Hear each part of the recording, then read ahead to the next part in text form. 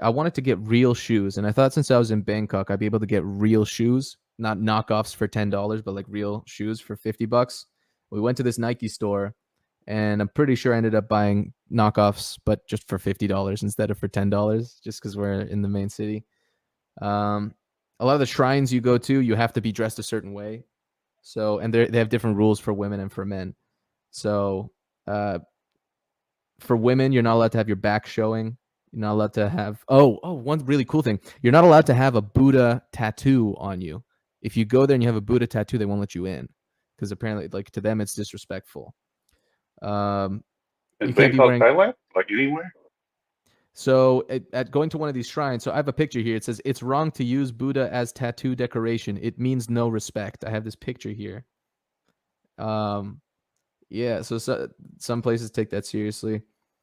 You can, there's like a river that runs through Bangkok.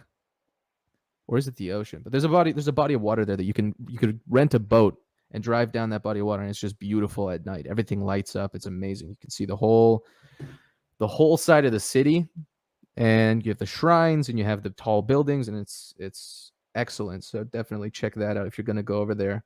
For all my Jews, there's a Sabich restaurant there.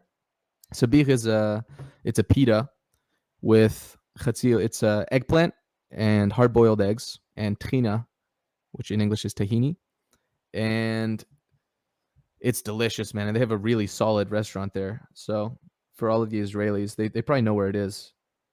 Every major city, because there's a lot of Israelis that go there when they finish the army, they do a big trip. They either go to South America or they go to Thailand. So because there's a lot of Israelis there, every major city will have like one store where the sign is in Hebrew, and you're like, yeah, that's kind of cool. What else? Oh, you can pet tigers. I think we did that in Phuket, not in Bangkok. But yeah, we it's so weird, dude. It's so weird and sketchy. You go to this place, and it's like a bunch of cages, big environments. You walk in, and there's just a tiger in there. It's kind of sleepy. And every few minutes, a Thai man will walk in and like tap the tiger on the head with a stick to see how awake it is.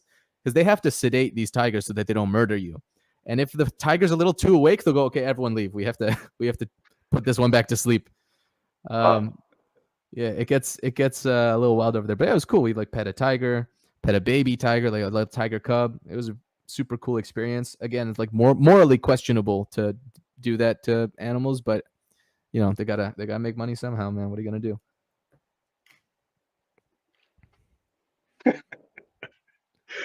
Well, the baby tiger too, man.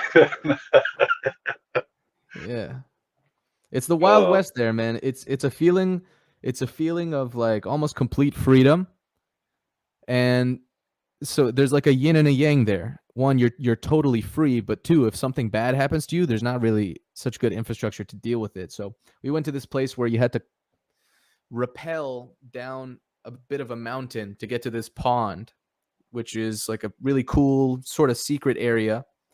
But if you fall, you're just fucked. There's no hospital there in that area, so you can't fall. So you have the freedom to do this really, really cool thing, but then you also there's nothing to save you in case you fuck up. So there's like it's a really interesting feeling, which you don't really get in the States, for example. In the States, you feel safe, but you also feel a little controlled.